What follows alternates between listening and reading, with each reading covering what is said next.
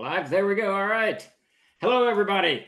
What night is it? It is Monday, November 11th. And we're starting a couple of new streams, one of which we've talked about doing this for a while, is doing a Q&A on the world of Aihrde. And what better time to do it than after Grace's readings? And I got to say, I sat in and listened to this one. Grace's pronunciation of the things in Aihrde is better than mine, so I'm gonna give you that. Absolutely love it. Absolutely love it. I can't remember what Aristobulus she said. Aristobulus. That was much better than the way I pronounced it. So just so very, very cool. But I see Dr. Pepper Savage, very much appreciated. I have been kind of wanting one all night. It's the way it is, Grace. We had some Wiener Schnitzel this evening for dinner, so Dr. Pepper after that is just gold. It's just gold. It's going well, Blaze. It's absolutely going well. We've had a ridiculously productive month for the past 4 weeks or so, with all of the core books going off to the printers and all of this other stuff moving forward. So I'm very, very excited about it. Finally able to get back into the world of Aihrde after all of this hullabaloo over the OGL, pulling the OGL out and all of that, and beginning to poke at things and bring it all back. Jason Vay and I had a very long discussion about the Valor Akun today, the role of the Valor Akun, the Val Ostlich, and Celestials that he's creating for the Exaltum book. So all kinds of chit chat about Aihrde, and hopefully by tomorrow I'm writing on it and the Codex of the Plains again. She's great and a soothing voice to boot. Yes, she has a very wonderful voice. It's going good. It's going very, very good, Monster Tiles. I always enjoy Mondays. I like to get back to work. It's, by Sunday afternoon I'm kind of bored, wandering around, raking the yard or whatever needs to get done. And so I'm always ready to dive back into it and see what's going on. But I would like to focus tonight on the world of Aihrde. So for those of you out there who have questions about Aihrde, anything about whether it's the creation, the inner world of Inzaya, the way we set it up, or even the mythologies are very, very deep, very, very well covered in the Codex of Aihrde, the Andanuth, stuff like that. But this, I would really like to turn this post-Grace reading stream into just a discussion about Aihrde.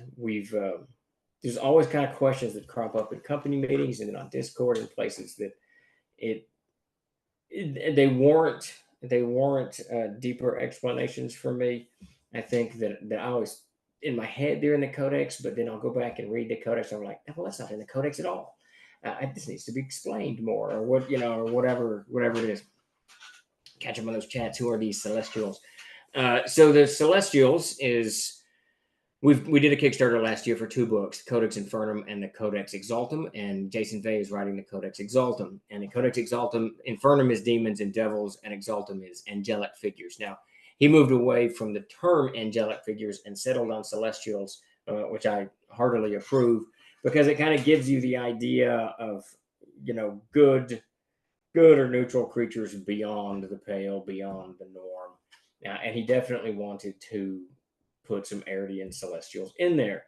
I dug out an ancient text, the ancient text of the Winter Runes, which is a book I published back in 2001, where the Rune Lords and the Demi Rune Lords were. I pulled those out, sent those over to him, and then he decided to create these beings for Aihrde that would kind of weave into the mythology. And he's been working very, very hard overtime on the mythology to make sure that the Celestials he creates don't kind of overlap or break any of the mythos that have already been established. So the Celestials will be good and neutral equivalents to the demons and the devils out sometime, hopefully first, second quarter next year. It'll be an art issue soon. Hey, Sparky, how's it going, man? Yes, we're going to attempt to launch a new stream, or at least extend Grace's stream into kind of a Q&A of the world of Aihrde. And I think, Sparky, you're running a game in Aihrde, if I remember correctly. I watched a little bit of your 2 Saturdays ago. I dove in and watched y'all's game on YouTube. It looked like a lot of fun. Just a huge a huge blast all the way around. Yeah, Blaze, me too. I'm really both of those books and the art. We haven't really started the art on the Exaltum book, but the art on the Infernum book is just Zoe's doing it, and it's just through the roof, absolutely through the roof. She's um, just I don't know, to the umpth degree done some great material in there. She did my Bearded Devils, beautiful justice. The Bearded Devils are they weave the souls of the damned into their beards, and that is their beards actually. And when she drew that, it was just absolutely fantastic. Crane, Grace has a question. I've noticed a lot of folk tales in Aihrde, stories like that of Anderoth and the moon falling in love with the sea, the first troll, etc. Does inspiration for these stories come after actually creating the world, or do these stories inspire the world itself? Let me know if that's no, that is not too wordy. That's not too wordy at all. A lot of those, I am a huge fan of fairy tales. I absolutely love reading fairy tales, and I love the stories behind the story. I think that's one of the things that drew me to the Silmarillion by Tolkien so much. When I read Lord of the Rings, I wanted so much more. I wanted to know the story behind, this, what is it, Angrim? No, Anger, whatever, Arundel, the sword of Aragorn is. And then so I dove into the Silmarillion, and sure enough, Tolkien had delivered that. And then I read even more, and I thought, in my world, in my own world creation, this absolutely has to happen. So what I try to do, I did a lot in the codex, but and a lot in kind of the separate writing, is I try to take these figures and just create their stories as well that are always separate and apart from, the Allfathers. The Codex of Aihrde, the Andanuth is really in the first section of it, and in no small measure is the Valar Akun's tale and the Allfather's creation. At the end of the day, it's what he was creating. So these stories that kind of spin off of it, like the moon and the moon and Aelor of the sea, they're just I just want those characters in the creation process. I want those characters to have a personality, have something that is theirs and theirs alone. So that's I don't know if that answers your question, but that's what drives that, and much of that. Some of it came during the actual creation process, but a lot of it comes afterwards. When I'm reading this over, I said, okay, I need to kind of explore, where Chenault comes from. One of my favorite of the goddesses, because she's filled with so much rage, that I want to tell that story, but I don't want it to consume everything. So I try to contain all things, just 2 or 3 or 4 pages, so that it's not some long epic journey. The epic journeys belong to people like Lothian. That's more for us as gamers or readers or whatever, however you're approaching the world of Aihrde. The Tales of Lothian, Meltog Lothian, one of the major elf players in the world of Aihrde. His tale is more believable. It's more grounded. So I'm more interested in writing that in its full extremities, as opposed to some of the other ones that are more kind of fairy tale based. Nursery rhymes too. I'm a absolutely huge fan of nursery rhymes. And I've been working on quite a few of those. Working on one for sleep, and I need to get Grace to sing some more of those. She sang Tin Cup Tom not too long ago, which I absolutely love. 2 actually. The other isn't streamed. Oh, excellent! There you go. That's even better. And thank you for the drink, David. I will, David. I will. I'm down to you gotta be careful with your intake. So a lot of sugar. Let's see. Monster Isles. So I'm fairly new myself to alternate settings and worlds from those from Wizards of the Coast. Can you give me a general idea of your world setting? Absolutely. I can. Chenault is Grace. Chenault is one of the handmaidens of Mordias. There's 3 of them. I can't remember all of their names offhand, but Chenault is the one. When Mordias was driven from the world, Chenault is the one left with the most rage. Absolutely, she's in the Codex somewhere. The 3 handmaidens, I absolutely love their kind of the tale of them, because they're separate and apart even from Mordias. So as a very, very general and brief overview, Monster Tiles, let me dive in. So the world of Aihrde, it was created by the Allfather on the Void. The Allfather just starts creating, and picture kind of a child in a sandbox, and that's what the Allfather is. He's just creating stuff. Where he comes from is not relevant. And he's smashing his hammer, and he's just building and trying to build stuff when he notices that, and nothing's really working for him. these early creations he hurls often into the darkness. And early on, I should say, in those the Valar Akun are created. He creates the first of the gods, these creations. He's not real happy with them. He sees them as flawed. He questions them, and he just kind of tosses them aside as if uh, the island of misfit toys, if you will. But then he spies the maelstrom is he spies somewhere on the void this spinning, and it's very odd and it's very different to him. So he goes to that, and that's the maelstrom. And he notices this dragon is kind of spinning on itself, trying to chew its own tail. And as she is doing that, she rips open the fabric of the universe, and all kinds of matter comes into it. He sees this matter and he says, "Oh, I can do something more with this." So then he begins to create the world. He creates a world, and he creates this flat plane, and this is the world of Aihrde. He starts decorating it and moving things around and playing with it and doing this and that and the other. The dragon in the meantime is beneath the world, and she's continuing to spin and trying to devour her own tail. So this is the beginning of the world of Aihrde. This becomes his forge. This is where he starts to create all kinds of things. Almost everything he's dissatisfied with. The Valar Akun, who are hanging in the darkness, in the void, are watching him. They don't know what's going on, but they drift themselves into it slowly to kind of join the creation process, and they begin mimicking his actions, and they begin making things as well. Now, each of these Valar Akun, there's 12 named and a whole host of other Valar Akun. They each have their own story. For instance, one of them, Orandul, of the three first that were made, Orandul is one of the most powerful, if not the most powerful.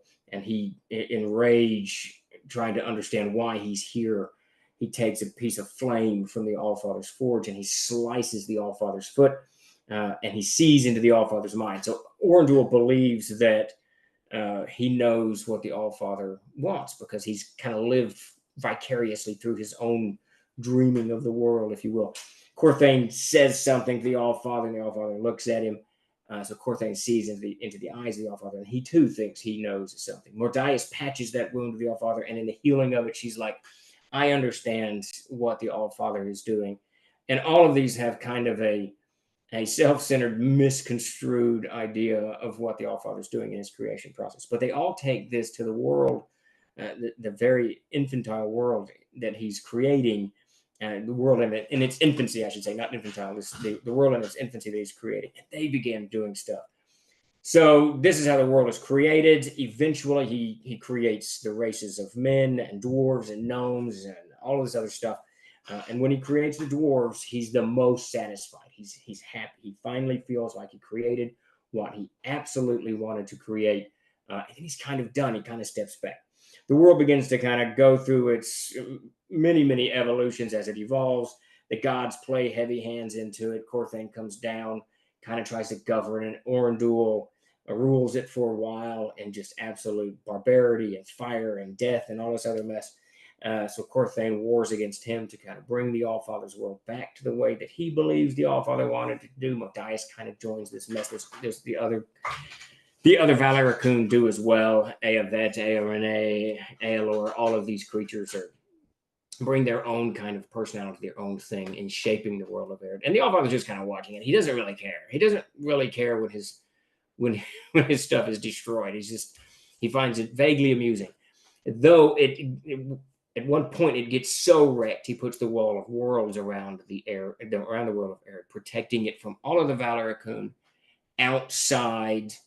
It's still in the void. So you now have Valar Akun in the world and Valar Akun outside of the world. And the only ones that can pass the wall of worlds easily are the 12 named Valar Akun.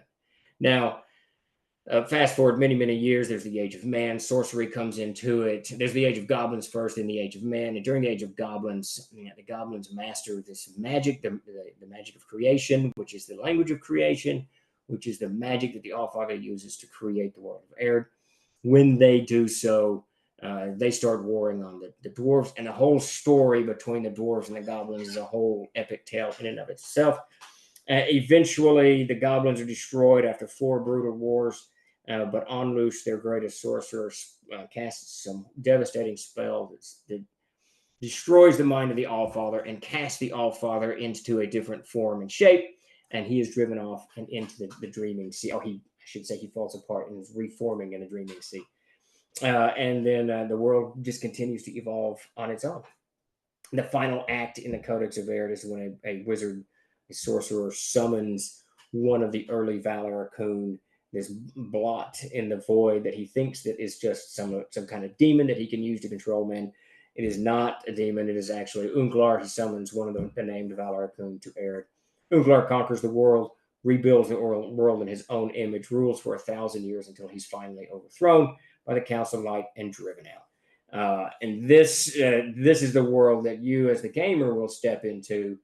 It's 90 years or 60 years after the fall of Unglar. The world is kind of remade. It's very, very old, and at the same time, very, very young. Think of the Fourth Age in the Middle Earth, if you're familiar with that Tolkien stuff. Everything's new, but it's built on this 12,000 years, really longer than that. 12,000 years of dwarven history and tens of thousands of years of just world history before that. So when you start playing in Aihrde, it's easy to integrate 1,000-year-old artifact into your game, but yet you still get to kind of control the narrative of what's going on. You don't have to worry about any of the players that I created, that my players created, or any of the thematic stuff that's governed Aihrde. You can take it and go in whichever direction you want to go. And that was very intentional on my part when I designed it, to make certain that you had a world that when you dove into it, you had a world that you could own and possess, and you didn't have to worry about the heroes from my games interacting with yours. You don't have to worry about Conan or any of that stuff. It's all there if you want it to tap into, however you want to do it. But if you don't want to tap into it at all, then you've just got this very, very in-depth history of this very, very vibrant world.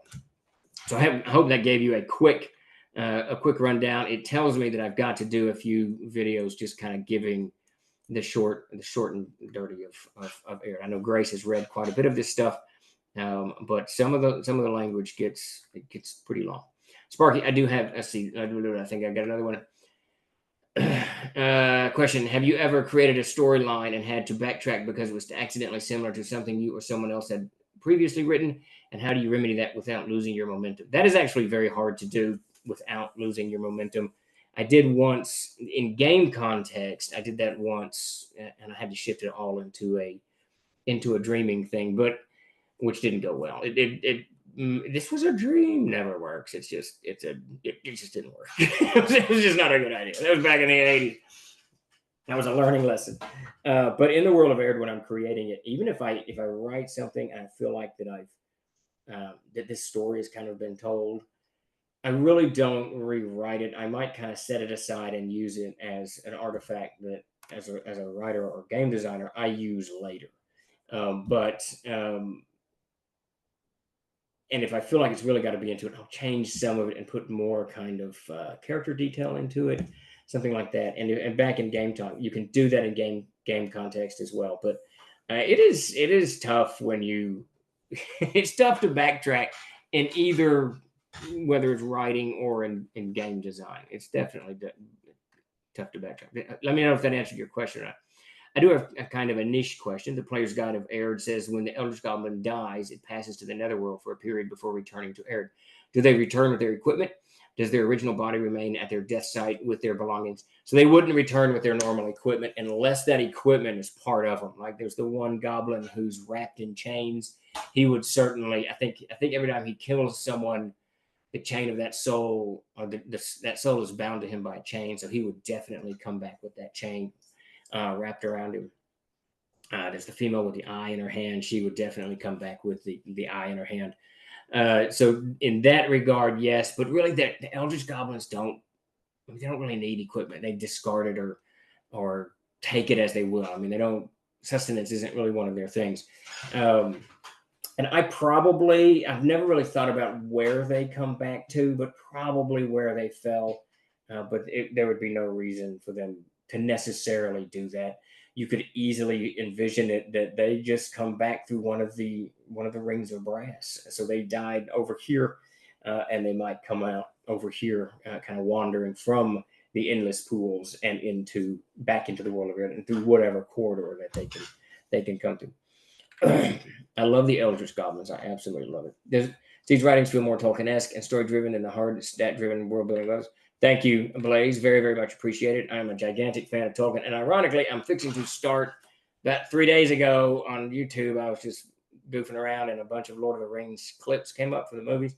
And I thought, man, I haven't read those books in about 3 years. It's time to dive back in. So I pulled the Fellowship of it. I think I'm going to start reading it again tonight. I finished my 24th UFO book, so I'm going to take a break from UFOs for a little bit, give my brain a little bit of a reset, because I'm going down into the UFO rabbit hole pretty hard. That's what's driven me away from D&D. Blaze, it was too much math and not enough lore. I don't care for math, so that's amazing. I love the lore and story of the world. It is so rich throughout. Thank you. And there's more coming. What Grace kind of intimated, is that right? Earlier, I really just want to tell all of these stories, each of these just figures from the mundane to the high. Because I don't know, it's like a romance. I don't know. I love the idea behind just the romance in its classic sense, and the Lancelot, the tale of Lancelot. I love the idea of these things.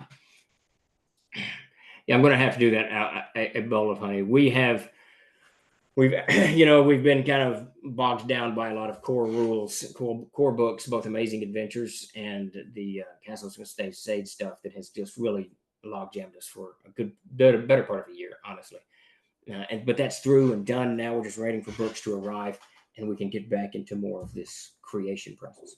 Sweet. I thought that might be the case, but I've been wondering for a while. There was an NPC goblin in one games party, and I've wondered how to handle it. That's the hardest thing about playing. Well, the two things about playing the Eldritch Goblins as a class, because they're really designed. I mean, they're immortal. They've been around for thousands and thousands of years. They cannot die. There's each. For those who don't know, the dwarves get driven. Is that the right word? The dwarves get tricked into a war with the Valar-Kun Orindul by the Valar-Kun Narhite. Narhite he's kind of a Loki-esque god, but more. I don't know. I don't really like Loki's kind of a trickster, and Narhite really isn't a trickster so much as he just likes to cause mayhem, and he finds it amusing.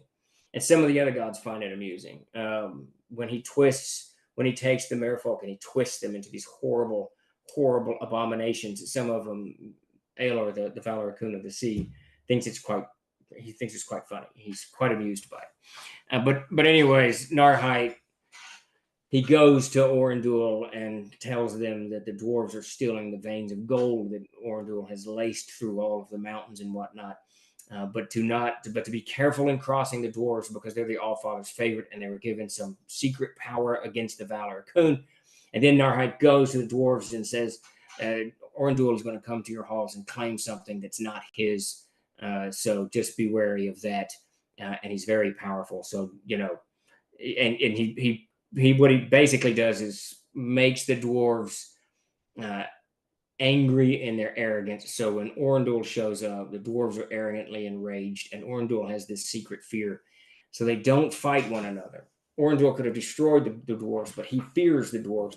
So instead, to get his vengeance upon the dwarves for stealing his gold, he goes into the wilds and he finds dwarves that are living by themselves or in small communities, and he woos those that are envious or longing for something or evil or whatever it is into his own camp, and he breathes upon them, giving them eternal life, but damning them as well. Each of these eldritch goblins, and that's what the eldritch goblins are, each of these goblins has a particular power and a particular way to die. Like, it could be anything that your imagination says. One, if you hit one with a smallmouth bass, and that's the only way to kill that goblin. Otherwise, if that goblin is killed, if that eldritch goblin is killed, it just comes back. And we allow in the Player's Guide of Aihrde, currently out of print, though I think you can get it on drive-through. We allow you to play it as a class, these eldritch goblins, and they can be very challenging, as Sparky is getting to, because it's an immortal creature that is bound by evil. It doesn't have to be evil, but it is bound somewhat by evil. A little bit tougher to play. 24th UFO book. Wow.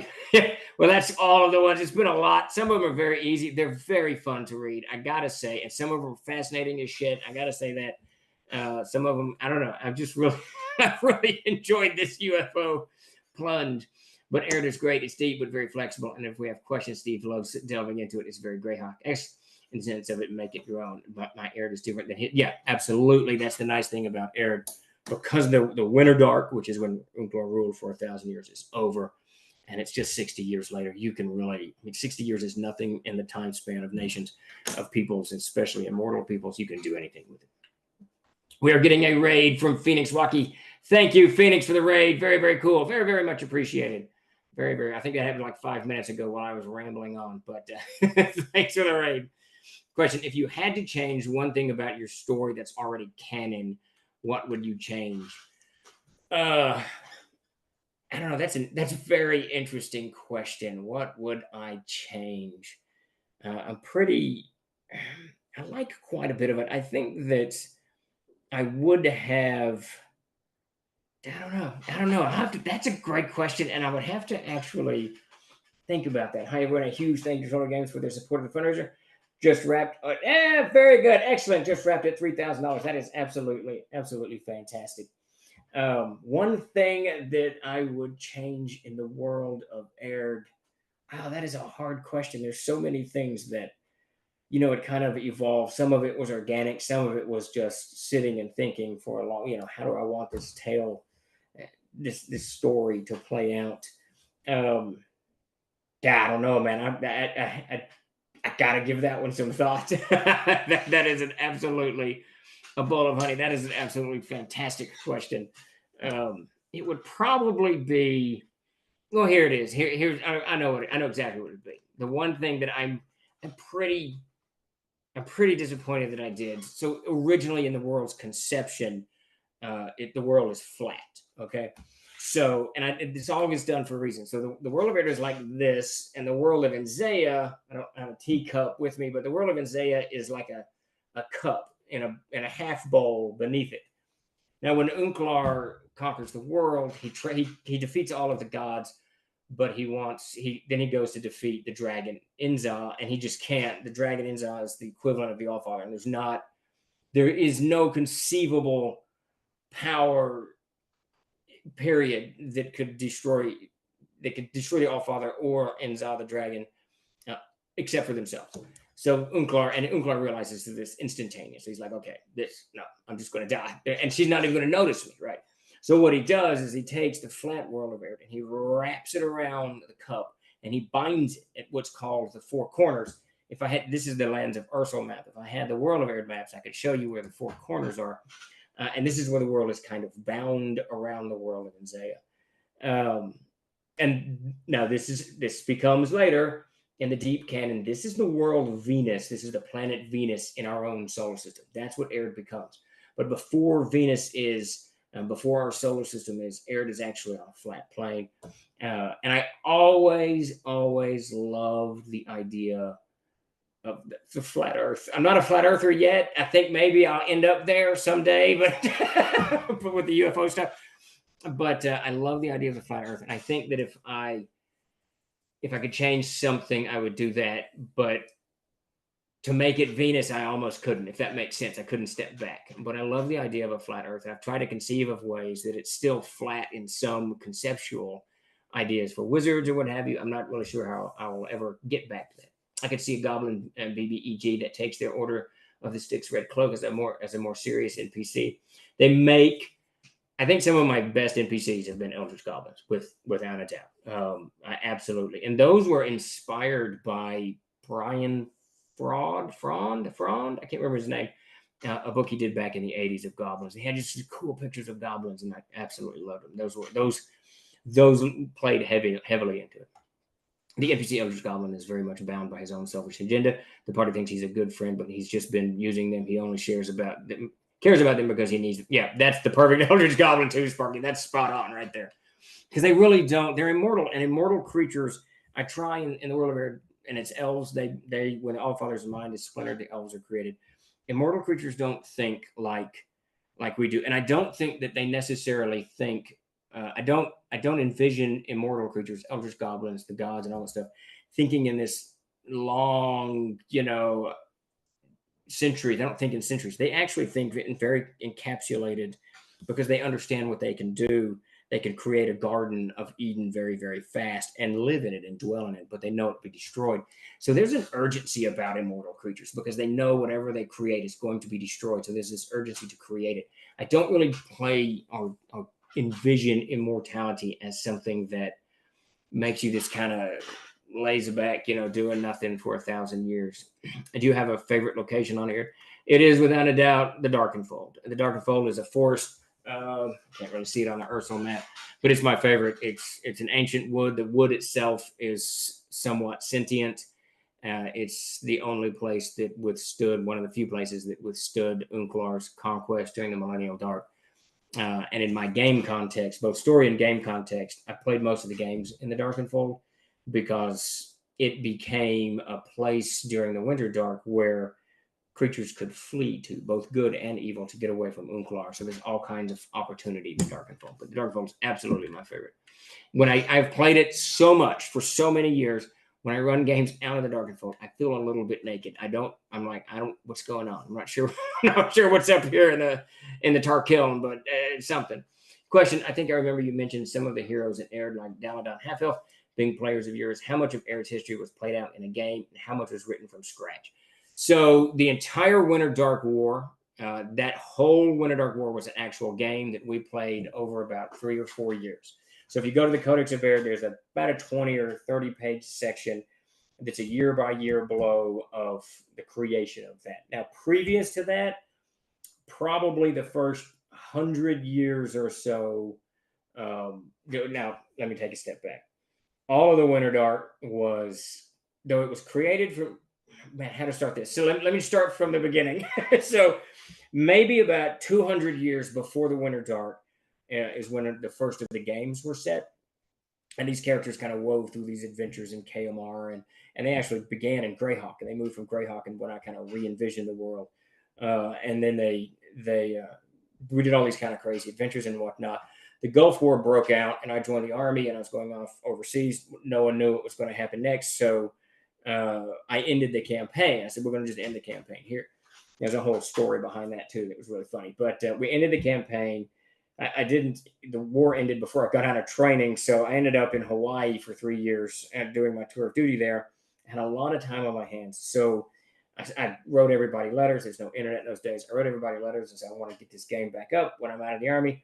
So this is what we're going to do. And I wrote these letters of game to each of the players, Todd and Mac and Charlie. And I don't think Chris was in the game at that point. Someone, and Mark Sandy.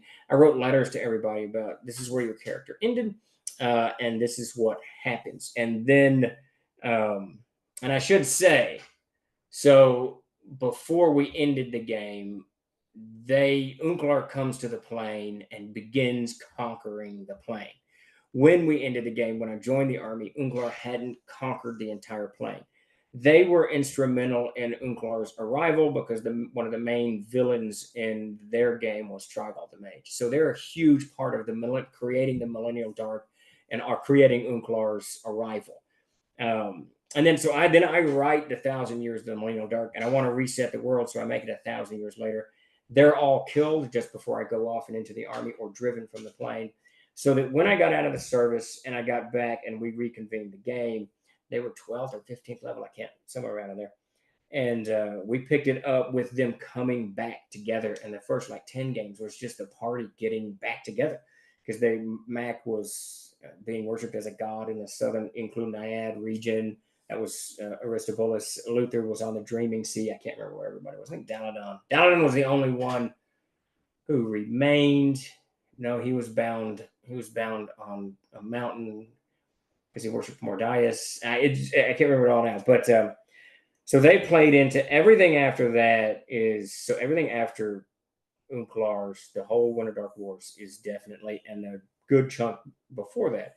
Now, when all of this is written, and then when we started publishing Troller Games, when we created Troller Games, we had 3 adventures, and the printer told us, hey, we'll give you a discount per book if you'll give us a fourth book, because of the way they arrange plates.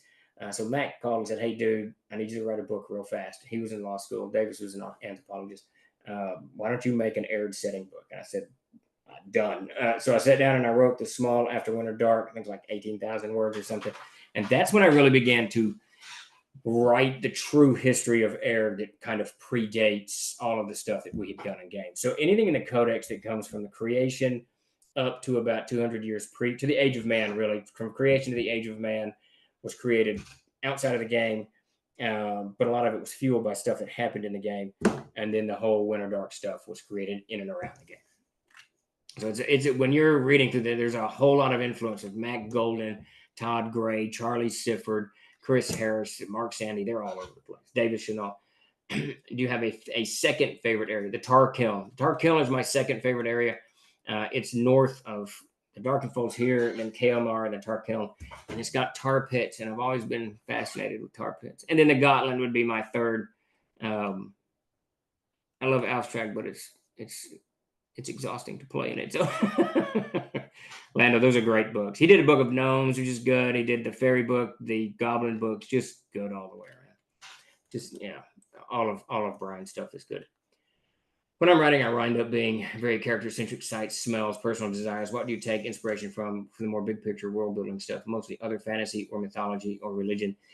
History, actually. I read when I'm not reading UFO stuff. I read a lot of history books, and it ranges. I have my master's degree in history, and I was working on my PhD in history when we started Trolling Games. So I read a lot kind of professionally before. It was kind of focused.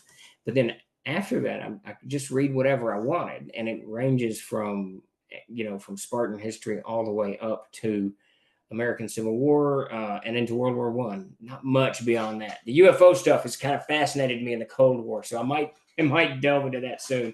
But most of my world building inspiration, the big stuff, comes from reading history books.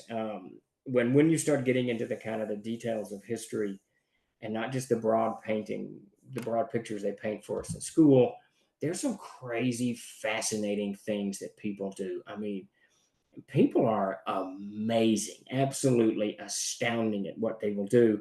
And when you're reading these the historical, the ledger of our species, that you're like, what was this person thinking? Why did they do that? And it's cool. So I take a lot of inspiration from that. I'm a very big follower of Ferdinand Bradel's history, and his history was, and this is kind of what plays into my world building. His history was terrain, rivers, mountains, all of this stuff kind of marks the people that live it and develops their language, and their language develops their culture, and their culture develops what they're going to do. So he's got this pyramid of development, historical development, and I'm a huge follower of that. So when I'm reading history, when I'm reading about Otto's death in the river in the Turkish mountains, I can see the mountains and the river, and I can see that there's something more here than just the German emperor crossing a river and going on a religious crusade. This is a man who had to cross a swollen stream on a horse, and whose horse misstepped, and he falls into the water and drowns. And he was no doubt cold, and there was all this other stuff. So that really plays into the picture of me. Interestingly enough, I don't read hardly any mythology. I don't know why. I've never had much of an interest in mythology, other than the Silmarillion. Question: what were your initial ideas for the story? Did you start with the goblins and work around them, or with the gods, mythos of the world? I started at the beginning of all. That was really, I knew that dwarves were going to be the focus. I shouldn't say the focus. Dwarves were going to be kind of the end game of what the Allfather was going to do. But I started from the beginning. I taking a little bit. I'm just a big fan of, what is that approach the Greek storytellers have? You start in the middle and then you inform the beginning to get to the end. I'm not a big fan of that. I mean, it's great, theatrically, beautiful, whatever. But I'm kind of and I think it comes from the history that I read, or maybe I'm very linear thinking. I don't know, whatever it is. I start at the beginning. So I thought, I know the Allfather created this world. What did he do? How did he start it? And it really plays into the language of creation. He starts creating stuff, and I love the idea of the spoken word. So he speaks, and something happens, and that's really, he doesn't have a hammer until later, until he creates the world of Aihrde. When he speaks, something manifests, and it's something that is good or evil, but it's tangible. Ironically, Davis, my brother, who was at the same time creating the world of Enzea, he started his world long before I started creating mine. But he didn't use creation; he used the destruction as his building impetus. So the dragon god Enza, she uses the language of destruction, and Allfather the language of creation. It's very interesting. I want to believe. Yes, you and me both. One of my favorite historical stories is about the Viking queen and the birds she set loose with bunches of hay lit on fire. It's stuff like that. Absolutely. Monster tiles. Absolutely. It's just so much. And the medieval era, and we only know, a scratch and dent on the top of it. The medieval era is just filled with these amazing tales of people doing absolutely extraordinary things, and things that you wouldn't think of. It's very, very cool. T minus 2 minutes. Oh, good Lord, that was a fast 45. You have anything established for the areas west of the Confederation of Torque, Orc Mountain, Hayden, Dry Flats? Very, very little. I am working, not on that book, but I'm going to work my way, I think, across the continent and doing the small kind of explanatory books. But I have very little there, and north of that, I just don't have much. I did most of the gaming over in the areas, the Dark and Fold, KMR, and then flipped over into the new AI and whatnot. All right, so we're gonna wind this down. We are going to try to make this a weekly thing. That Grace will do her show and her reading, and then I'm going to dive in with the Q&A. We'll promote it more than we did this time. Let people know. But so this kind of same time, same channel. I sprung this on Grace at like 5 this afternoon or 4 or something. I was like 4:30. What are you doing? And she was already off the clock doing Grace things. But she has heroically stayed around to help me run this. But we'll try to get this regular so we can do a Q&A thing. And then Grace and I will sit down as this week kind of unfolds and see what we need to do for some short 1 and 2 minute Aihrde videos. Just, start at the beginning and do it. That's good to hear, Grace. Good to hear. And I insanely appreciate, I should let everybody know, I insanely appreciate Grace's readings for Aihrde. I absolutely love listening to them. And I've got more nursery rhymes that I'm going to send her way. Somewhere in our media madness, she has sung the Tin Cup Tom nursery rhyme, which is one of my favorite nursery rhymes I've written. And it's about Narhite and his theft of beguiling small children to do evil. So because he's just an ass. This has been amazing, informative, great time. We'll see you again next week. Thank you, Monster Tiles. Yes, absolutely. We'll see you guys again next Sunday. And I will be around again tomorrow for just a general Q&A at 4:30 and more shows in the week. You can see it scheduled wherever it's scheduled. All right, everybody. You have a great evening. Grace, if you want to sign us off, I appreciate everybody for coming out and the